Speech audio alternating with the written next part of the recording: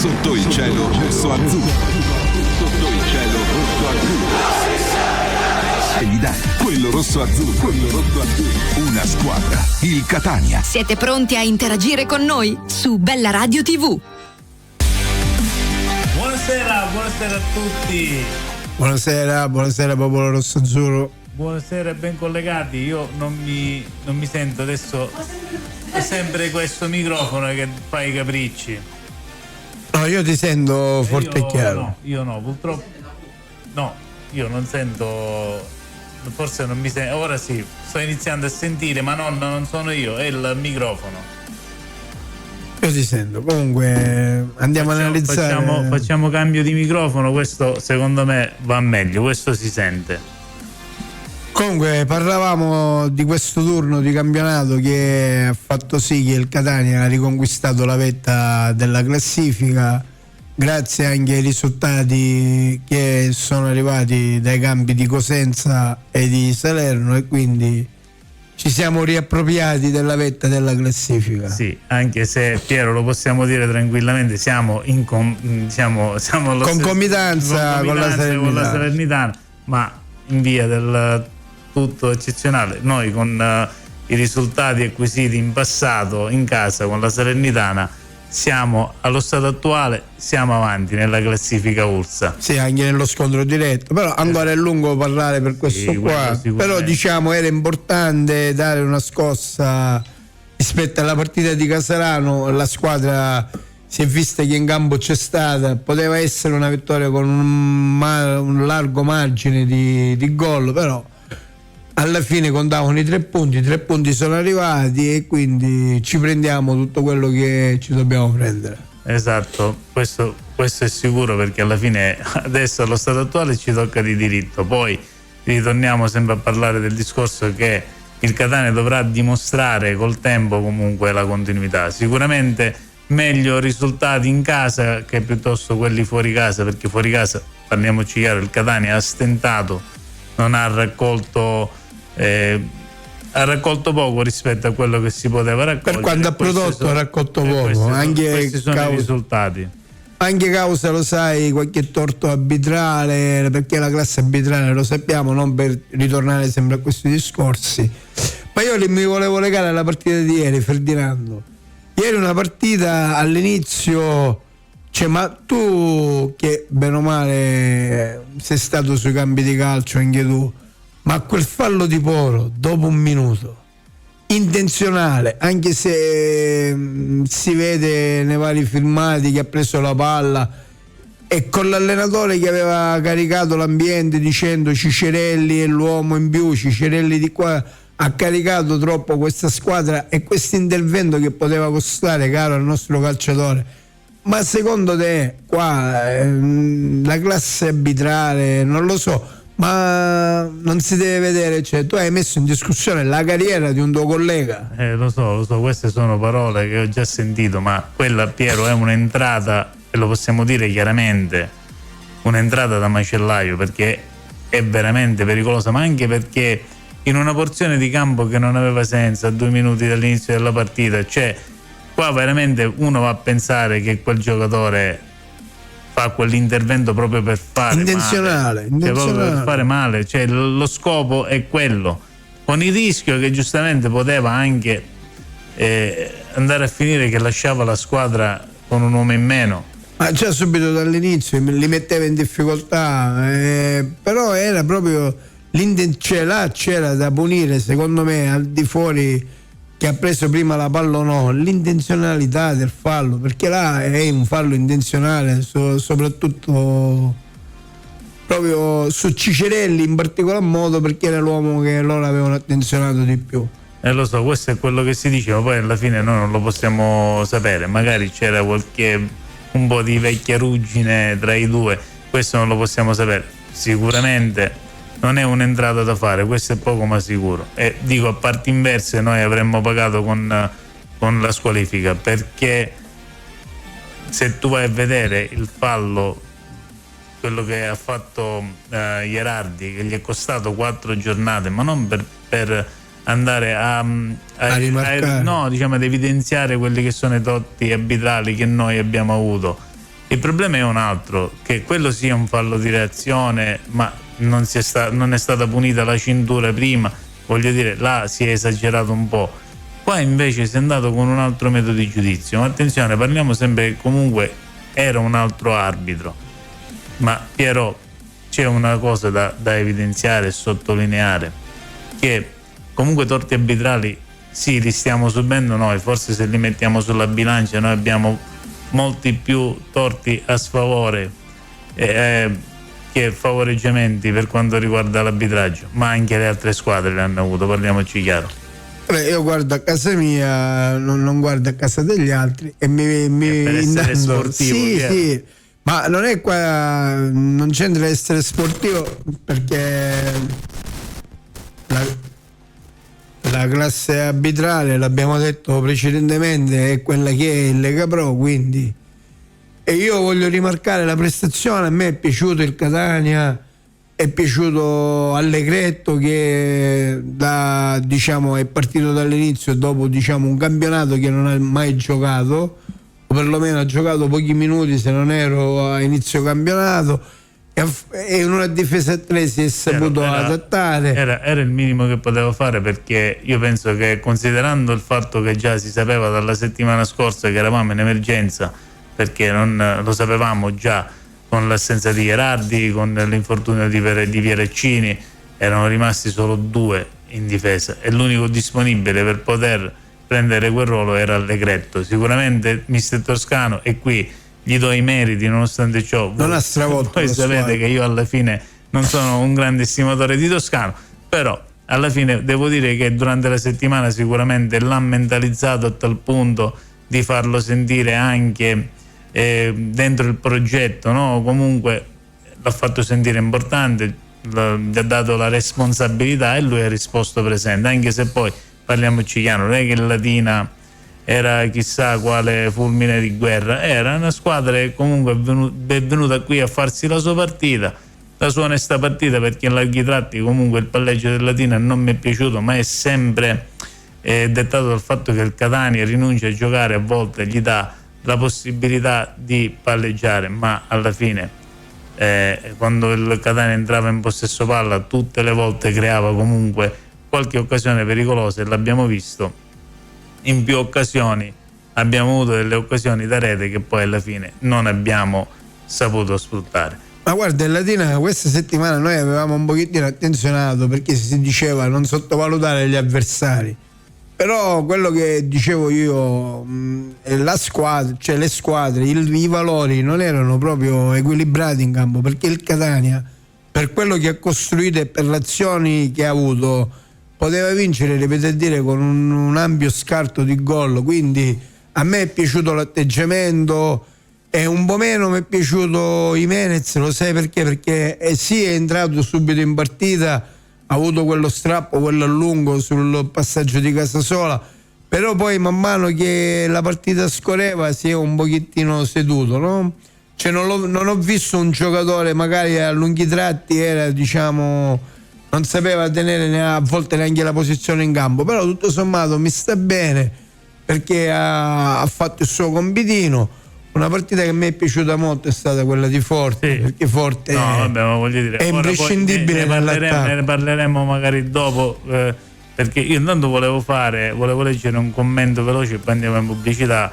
Sebastiano ci scrive: le parole del mister del Latina sono state: era un fallo che ci poteva stare. Voi cosa ne pensate? Allora, io penso che ci poteva stare quando sei in macelleria e devi andare a nettare qualche coscio, qualche carne, là veramente è allora, scandaloso. Guarda, ti dico una cosa: il discorso dell'allenatore di mister Bruno, che lui ha detto ci può stare, è stata l'iruenza del fallo, cioè è stato l'impeto, perché lui sapeva che Cicerelli era in ripartenza, è stato iruendo. Là in questo caso o palla o piede, come si diceva negli anni antichi precedenti.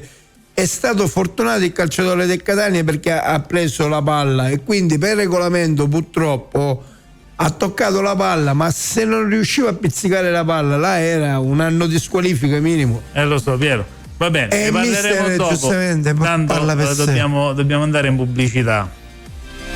su Bella Radio TV. Il calcio ha il sapore che gli dà. Quello rosso-azzurro. Sotto il cielo rosso-azzurro. Un amore con la C maiuscola. Eccoci ritornati, qui stiamo parlando appunto di quello che è stato poi quel fallo micidiale che, ripeto, tutti quanti la pensiamo tutti quanti allo stesso modo, ma io penso che anche altri tifosi di altre squadre la pensano come noi. Voglio dire, io mi auguro solo che Ciccarelli non si sia fatto niente di particolare, speriamo che possa ritornare presto, e io comunque direi che quando ci sono questi tipi di falli, secondo me la Lega dovrebbe veramente attenzionare e punire questi giocatori, perché è veramente rischioso.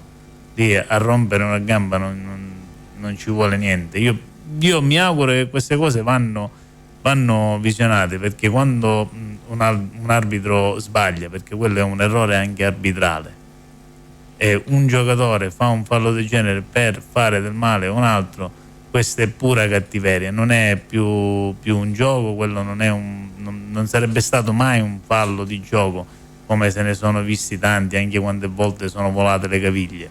Questo è proprio, come ti posso dire, pura cattiveria. Dai, allora Ferdinando, io ti spiego una cosa, no? Se tu vedi nella dinamica è l'iruenza dell'entrata di Poro, ok? Perché bene o male Ciccarelli sta andando via col pallone, quindi lui è entrato in una maniera irruenta. Adesso là è a discrezione dell'arbitro cacciare fuori il cartellino rosso, però siccome per regolamento, che è un regolamento scritto, purtroppo se prendi prima il pallone è da cartellino giallo, che poi, ripeto a dire, è a discrezione dell'arbitro essere, non ti dico arancione, ma rosso. Poi infatti il Catania non ha giocato la carta dell'RVS perché prima ha preso il pallone, siccome per il regolamento è giallo tutta la vita, là era a discrezione dell'arbitro punire l'intenzione del fallo, l'intenzionalità del fallo, allora l'arbitro lo caccia fuori perché tu hai avuto l'intenzione, era quella, magari se parli con lui poi a fine partita ti dici che non era intenzione sua fare quel tipo di fallo, però anche magari psicologicamente era caricato a 1000, perché l'allenatore, magari io entro in un'altra situazione, perché l'allenatore là tu tutta la settimana non puoi caricare i tuoi giocatori a dire come dobbiamo su Ciccarelli, quindi psicologicamente un ragazzo magari si vede scappare Ciccarelli dal suo lato perché era su una ripartenza, scappando via. Vabbè, ma stava andando via perché poteva avere una prateria. Ne possiamo parlare quando vogliamo. Questa è a discrezione dell'arbitro. Mi suggeriscono qui dal rullo su TikTok che comunque Ciccarelli sarà fuori per 2 turni, salterà sia la prossima, quindi Picerno e Crotone, sì. Alla fine ci è andata bene, diciamo. Volevo dire anche per chi c'è scritto su TikTok che ci chiedevano se c'era Mary, qualcuno ci ha chiesto se c'era forse anche Rosario. Stasera siamo in formazione rimaneggiata, anche noi. Ci sono degli infortunati. Abbiamo anche noi degli infortunati. Sarà un periodo sono i malanni di stagione, esatto, i malanni di stagione ci possono anche stare, quindi al di là di tutto venerdì saremo in formazione completa. Piero, stasera toccherà a me leggere i risultati e poi andremo a leggere anche la classifica, perché questo turno di campionato, che è stato il 15° turno di campionato, è finito con il Cerignola che ha battuto il Crotone 2-0, il Giuliano perde 1-3 col Casarano, Siracusa 1-1 con Team Altamura, Sorrento Casertana 1-2, Trapani 3-1 contro il Foggia, Monopoli 0 perde 2-0 col Picerno, Cavese Atalanta 2-2, Catania Latina 1-0, Cosenza Benevento 2-1 e la Salernitana in serata ieri ha pareggiato 1-1 col Potenza, che era il risultato che aspettavamo un po' tutti ieri sera, perché questa è la seconda volta e ce ne saranno ancora altre che se la Salernitana giocherà poi è risultato acquisito. Questa cosa sinceramente io non lo so se è una cosa buona, se è una cosa, non so se alla fine c'è una corrente di pensiero diversa. per me dovrebbero giocare tutti in contemporanea, a maggior ragione chi si gioca un posto nei primi 5 posti della classifica, perché è lì che si fa la differenza. E a fronte di questi risultati leggevamo la classifica dove vede il Catania e la Salernitana appaiate al primo posto a 31 punti, seguite da Benevento e Cosenza 29, Casalano 24, Casertana e Monopoli 22, Crotone 21, Trapani e Potenza 20, Cerignola, Atalanta del 23 19, Cavese 17, Team Altamura, Giuliano 16, Latina 14, Sorrento 13, appaiata con Siracusa e Picerno. Chiude la classifica e Foggia con 11 punti. Da premettere che manca ancora un turno per Casertana e Atalanta, la partita sarà recuperata mercoledì a causa delle soste nazionali con l'Atalanta del 23. Ferdinando, ai termini di risultati e classifica, che dire, Piero, si stanno creando le coppie, perché dovete i primi due a 31 punti, Catania e Salernitana, poi Benevento e Cosenza tutte e due a 29 punti, e alla fine un vedi po' più qua distaccato c'è Casertano Casertana Monopoli 22 che... cioè ci rendiamo conto che in 11 punti ci sono di più di 10 squadre, cioè è pazzesco. E questi sono io l'ho detto già tempo fa che quello che mi preoccupava era il Cosenza, perché ora sicuramente la prossima settimana il Cosenza andrà a giocare a Foggia e per quanto mi riguarda avrà come si dice, guarda, io ti andrà dico a fare una passeggiata, come dice Piero. Se noi andiamo a vedere, no? Se il Cosenza va a fare una passeggiata a Foggia che ha 11 punti, il Catania non è di meno perché va a Picerno che ce n'ha 13, quindi siamo nelle stesse condizioni del Cosenza. Quindi in base all'organico del Catania e del Cosenza dovrebbero sempre essere due partite che alla portata di mano, mentre la partita delle partite sarà lunedì Benevento Salernitana, dove Però sai cosa che mi fa paura? Che il Catania tutte le volte che è andato a giocare fuori casa con squadre che alla fine avevano chi 3 punti, chi 1 punto, chi erano in crisi da un po', alla fine poi dopo gli ha fatto, come si dice, li ha fatti risuscitare a tutti. Dico, non vorrei che sia stavolta, no, perché purtroppo il trend del Catania fuori casa è negativo rispetto a quello che poteva, ma considerando sempre la rosa, solo 2 sconfitte, Ferdinando, e 2 vittorie, ma il problema non è quello. Abbiamo perso oggi col senno del poi la sconfitta di Cosenza che è appaiata al Benevento, quindi ci può stare perché Cosenza è una grossa squadra, perché sta lottando insieme a noi e la Salernitana col Benevento per i primi posti. Abbiamo perso a Casalano e sappiamo tutti come abbiamo perso, abbiamo avuto la reazione, quella che non c'era stata col Sorrento quando avevamo perso a Cosenza. Quindi poi a Cerignola forse è stato l'unico punto dove noi non lo meritavamo e l'abbiamo preso, poi col Trapani potevamo prendere il bottino pieno, con la Casertana sappiamo tutti, quindi Piero, dobbiamo sì, cambiare ma io mi auguro che... no, dentro casa non abbiamo nulla da dire, perché voglio dire, ma fuori casa dobbiamo cambiare un po' se vogliamo comunque poi raggiungere guarda, fuori casa noi abbiamo uno scusami Piero se ti interrompo, Sebastiano ci chiedeva per voi chi prenderà il posto di Cicirelli, Jimenez o D'Ausilio?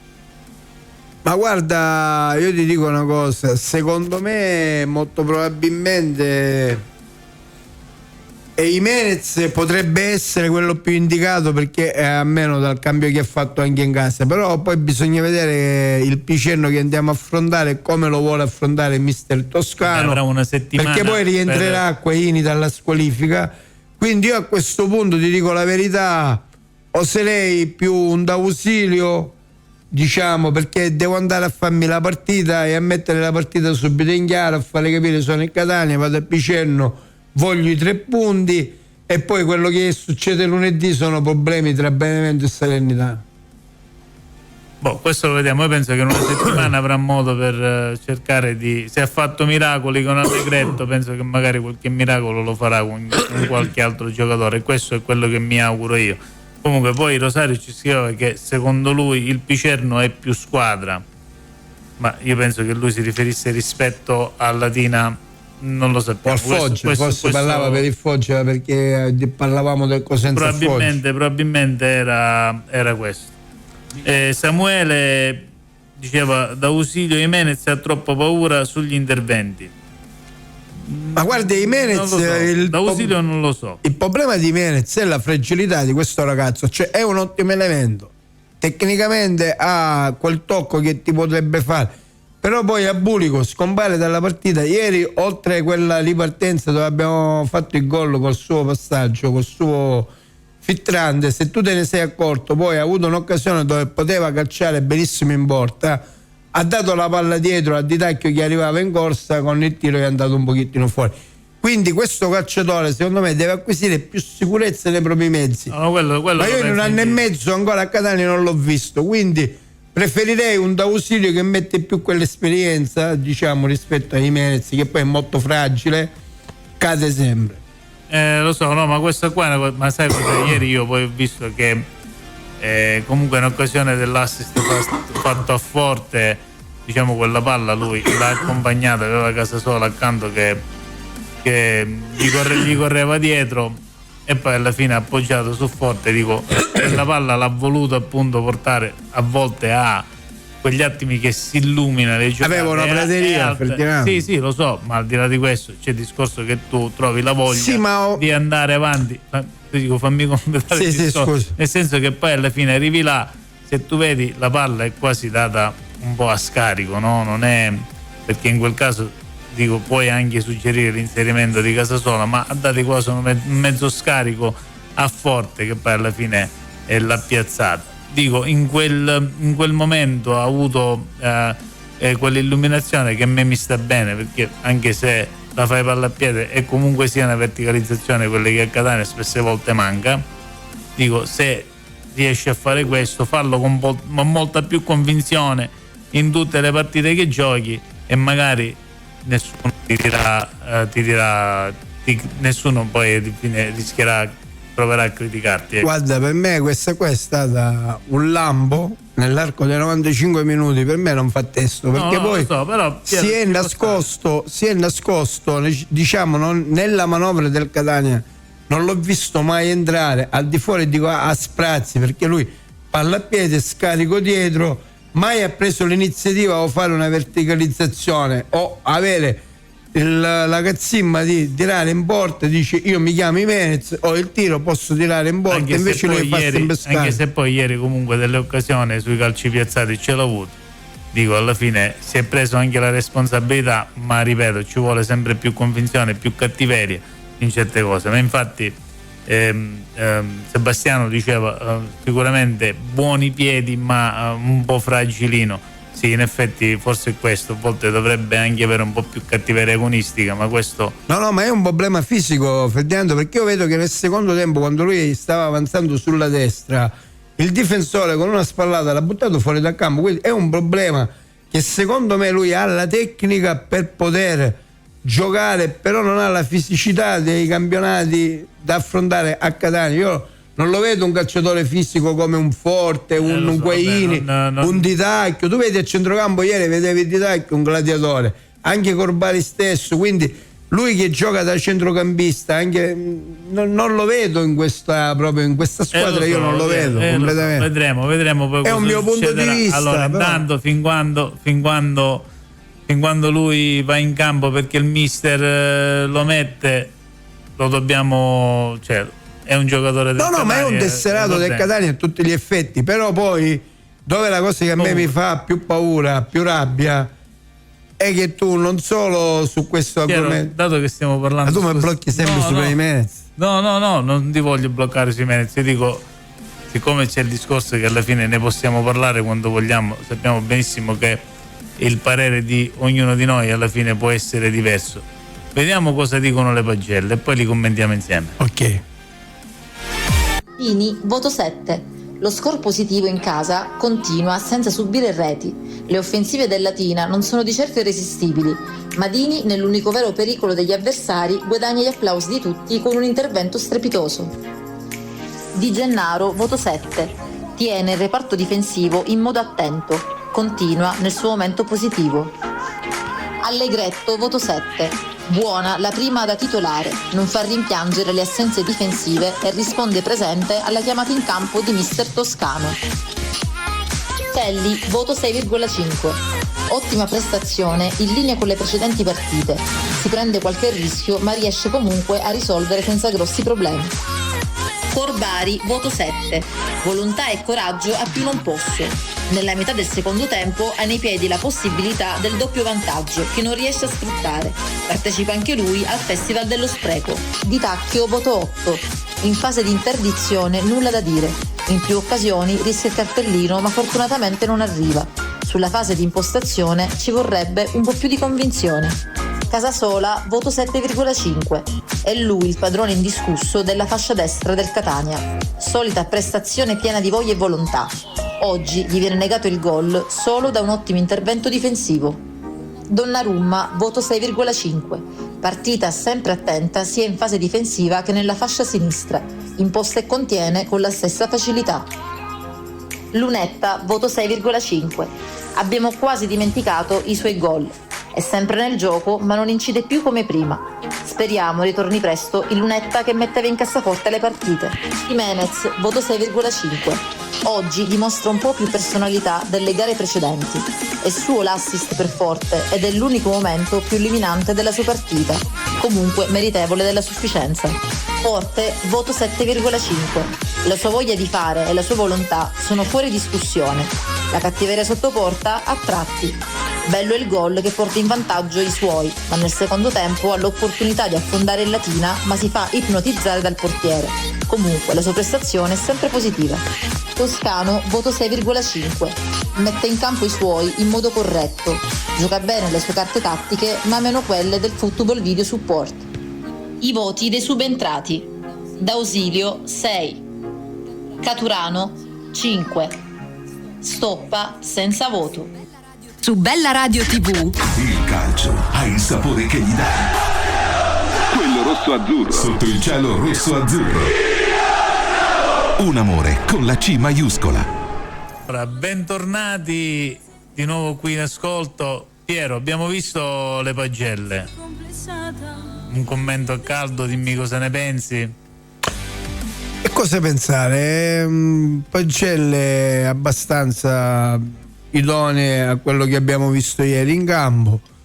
Secondo me tutto sommato ricalcano la partita che c'è stata ieri, anche se diciamo, lo sai, Forte poteva avere qualcosina in più se magari andava a concretizzare quell'azione del gol, che secondo me là forse non è che ha peccato di presunzione, magari se tirava prima quando il portiere era in uscita facendo uno scavetto, però lì per lì ha visto lo spazio chiuso, ha cercato di marcare il portiere. Lo sai perché, Ferdinando? Perché poi queste partite purtroppo loro poi hanno avuto, se non ero un tiro, e poi si mettono anche brutte. Negli anni passati le abbiamo pagate questi gol l'anno scorso proprio non fatti. L'anno scorso proprio con il Latina, un tiro in porta e hanno vinto la partita. E appunto quest'anno invece c'è più consapevolezza, e quindi ho visto un ottimo Corbari a centrocampo perché ha dato il suo,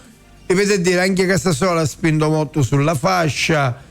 Dal suo passaggio a centrocampo è nata l'azione per il gol. Donnarumma ha fatto il suo compitino. Dini, quando è stato chiamato in causa, sempre presente, sì. Diciamo, i subentrati, ho visto bene anche Caturano, perché quei 20 minuti che ha giocato ha tenuto palla, ha alzato la squadra, contrastava i difensori, quindi tutto sommato D'Ausilio, posso dire. No, infatti io poi in un'occasione ho detto appunto si sono iscritti tutti al festival dello spreco, no? Perché comunque veramente c'è stato di tutto, hanno sbagliato di tutto. Tu hai sottolineato l'errore di Forte, e secondo me gli è mancata quella freddezza proprio sotto porta, anche se aveva 2 giocatori addosso, no? Alla fine lì un giocatore, anche se ci prova di punta, poteva provare a tirare in porta. Poi alla fine, secondo me, dico, in quelle occasioni lì è una frazione di secondo, la pensi in un modo e poi magari ti accorgi che stai facendo un errore, no? Però alla fine va bene, gli si può perdonare, perché in occasione del gol, se tu l'hai visto, ha avuto quell'attimo per pensare subito, quella frazione di secondo, non ci ha pensato 2 volte appunto a piazzarla nel palo più lontano, dove il portiere veramente non ha potuto fare nulla, veramente. Gol alla Cicerelli. E da sottolineare la prestazione dell'arbitro, che il voto non l'abbiamo dato, io do un 3 pieno, ma lo sai perché do un 3 pieno? Do un voto di fiducia per la prossima gara. Oltre all'episodio dell'espulsione, che ci poteva stare perché lasciando perdere il regolamento, nell'occasione del primo tempo lui ha valutato un fallo tra Lunetta e il difensore, ha visto prima il fallo di Lunetta, perché se là tu invece vai a rimarcare il fallo del difensore andava ammonito e espulso, quindi... Vabbè Piero, però se tu vai a vedere anche nell'arco dei 90 minuti ci sono state 2 occasioni dove Di Tacchio forse meritava anche qualche cartellino, e non ti nascondo che comunque è stato graziato dall'arbitro. Comunque io l'unica cosa dove io vado ad attenzionare, dove per me va rimandato sicuramente, non so se lo staff o Toscano stesso, perché chi va a rivedere quelle situazioni dove poi ti portano a giocarti la carta dell'SVS.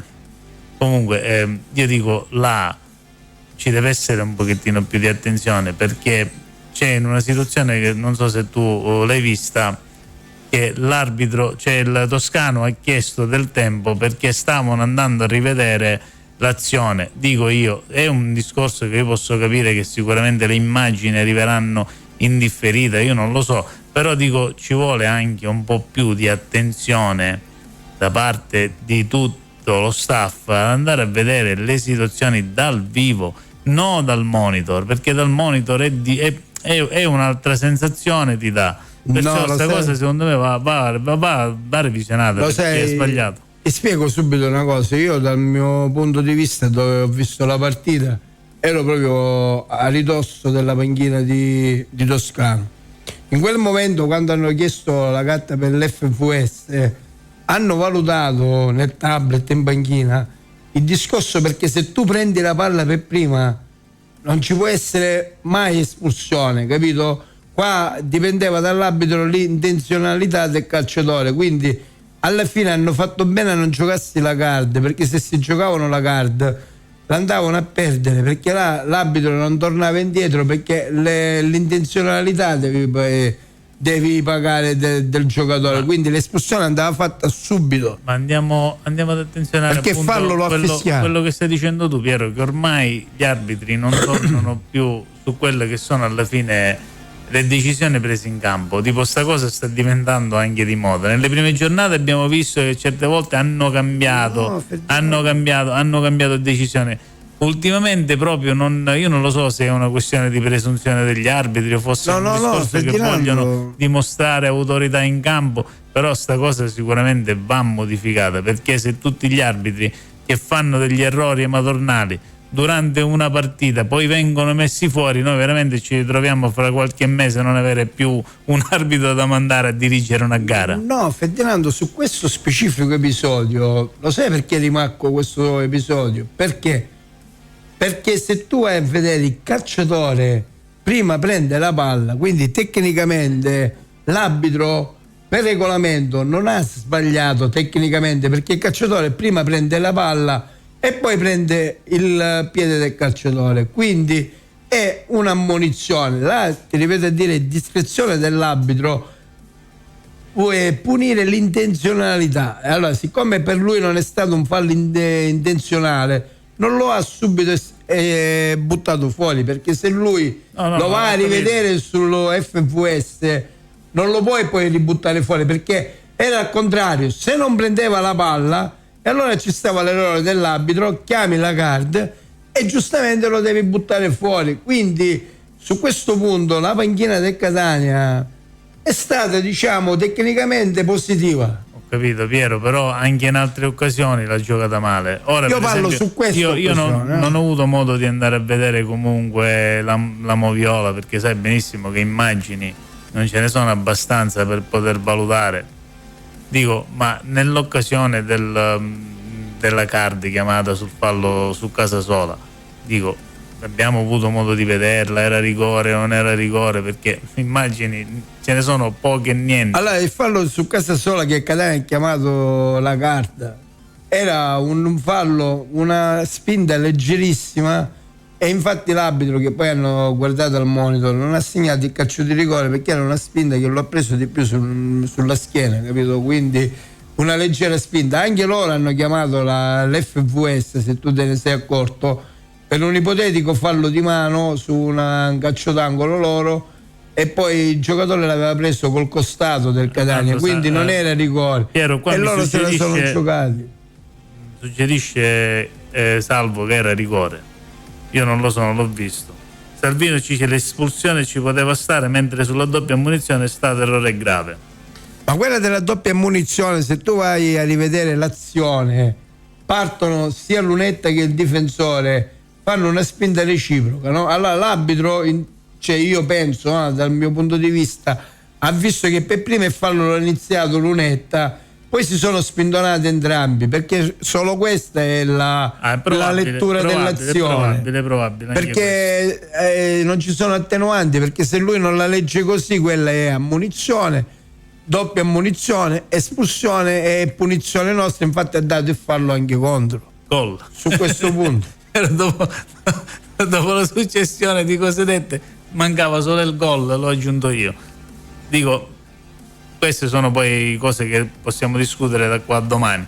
Alla fine purtroppo ormai la partita è archiviata. Sul fallo di Casasola neanche Guadelini, che era in linea, ha alzato la bandierina. Dico, poi tutto sommato va bene lo stesso, perché è arrivata una vittoria, ma se fosse arrivato un altro risultato l'amarezza oggi sarebbe stata guarda, anche a Benevento si sono lamentati, perché a Cosenza è capitato pure una situazione del genere per un gol dato o non dato. Quindi ritorniamo al discorso iniziale, che gli arbitri purtroppo sono quelli che sono.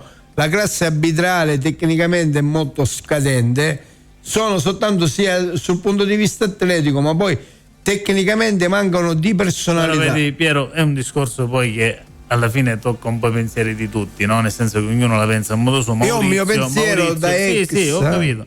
Io ti sto dicendo solo, Maurizio pensa, non sono d'accordo, il fallo l'ha fatto il difensore del Latina.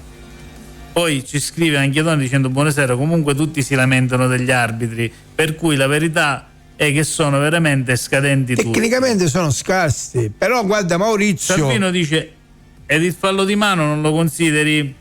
Il fallo di mano di chi? Sicuramente ci sarà stato qualche fallo di mano, non lo so, adesso non mi ricordo perché non. Loro si sono chiamati dalle tribune. Sì, dalle tribune sicuramente certe cose non li vedi. Poi magari avremo modo di rivedere appena le immagini arriveranno dappertutto, perché a volte si sa. Guarda, che comunque sul fallo di Lunetta dell'ultimo minuto del primo tempo, quando tu vai a rivedere, devi rivedere e rimarcare quando inizia l'azione, chi inizia per prima a fare il fallo. Possibilmente, ripeto a dire, dal suo punto di vista l'arbitro ha visto che ha iniziato Lunetta magari con la mano spostando l'avversario che gli andava per farsi largo, poi si sono spintonati entrambi e l'arbitro ha valutato la punizione opposta. Poi ti ripeto, c'è anche il discorso poi a discrezione arbitrale, a discrezione dell'arbitro. No, io ti sto dicendo a te che comunque i punti di vista rispetto a quelli che sono il punto di vista dell'arbitro in campo, il punto di vista del giocatore, il punto di chi si mette in tribuna e di chi si mette in curva. Ora infatti sta dicendo Maurizio, ci dice sempre c'erano 2 rigori a nostro favore. Ma e poi dico, infatti va bene, Salvo ci scrive infatti non va bene niente, perché così ci possiamo solo perdere punti importanti. Ma alla fine della classifica i punti li perdono un po' tutti, no?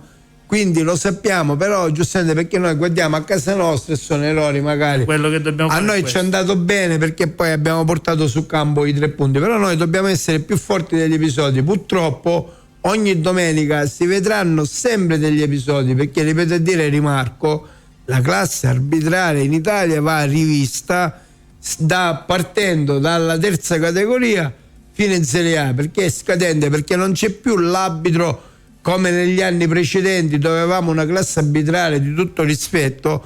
Oggi l'arbitro è diventato fare sport, però l'arbitro deve sapere innanzitutto il gioco del calcio, deve essere anche qualche è stato calciatore, ho giocato a calcio, perché ci sono delle dinamiche e tu mi insegni che hai giocato a calcio che vanno oltre al regolamento, magari quando lasci correre un'azione, un fallo di mano, tante cose. Magari ci sono partite più calde che tu fai vedere la tua personalità, ammonisci subito e metti la partita su quel filotto, la indirizzi come la vuoi tu.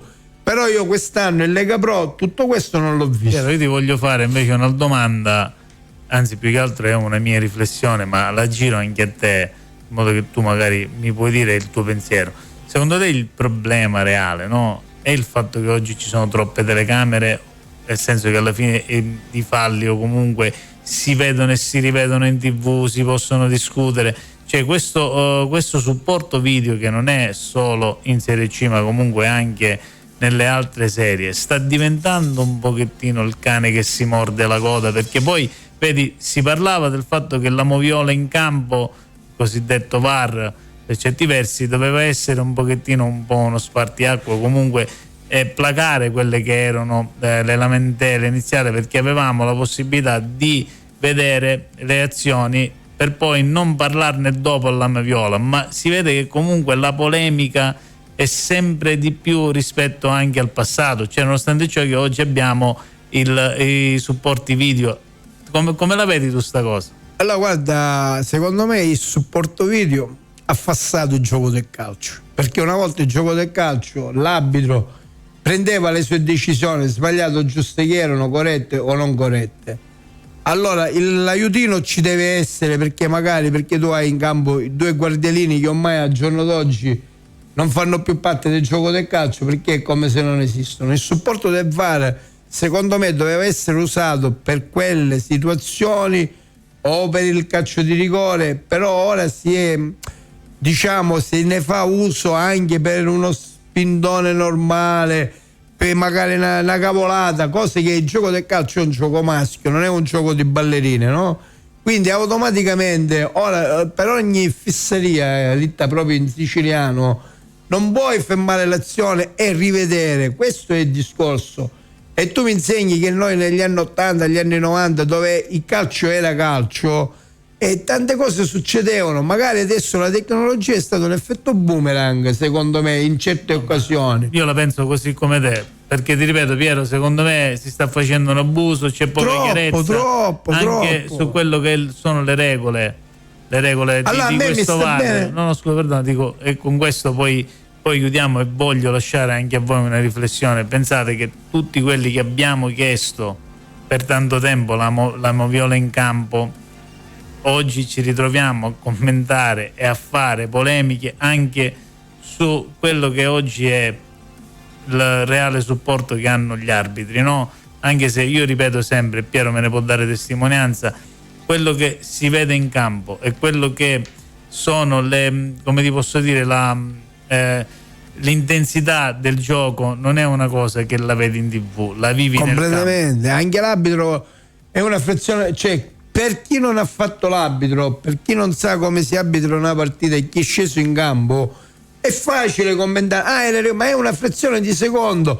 Ora io sono per la tecnologia. Se tu hai fatto una svista clamorosa, un gol non dato con un fallo di mani, la palla supera la linea, un rigore proprio lampante, però non ci possiamo fermare in ogni episodio uno spindone, lo so Piero, noi come dici tu è vero, non ci possiamo fermare a queste cose, però dalla regia mi dicono che ci dobbiamo fermare. È il momento di fare saluti. Salutiamo a tutti quelli che ci ascoltano, tutti quelli che ci hanno scritto qui su TikTok, sui vari social, chi ci ha ascoltato in radio. Io vi auguro una buona serata a tutti. Un saluto anche a Piero. Piero, a te la parola. Cosa dire, Ferdinando? Io guarda, mi porto a casa questi 3 punti. Siamo un'altra volta al comando della classifica. Speriamo che Cicerelli recuperi più in fretta, che come si parla di 2 settimane rientrerà a Quaini. Mister Toscano deve preparare una partita come la deve preparare E poi ragazzi, godiamoci questa settimana questa vittoria, ce la dobbiamo godere al 100%, poi venerdì riparleremo di tutto quello che accadrà sabato a Picerno.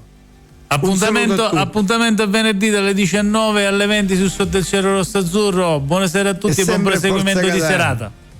Su Bella Radio TV. Il calcio ha il sapore che gli dà. Quello rosso-azzurro. Sotto il cielo rosso-azzurro.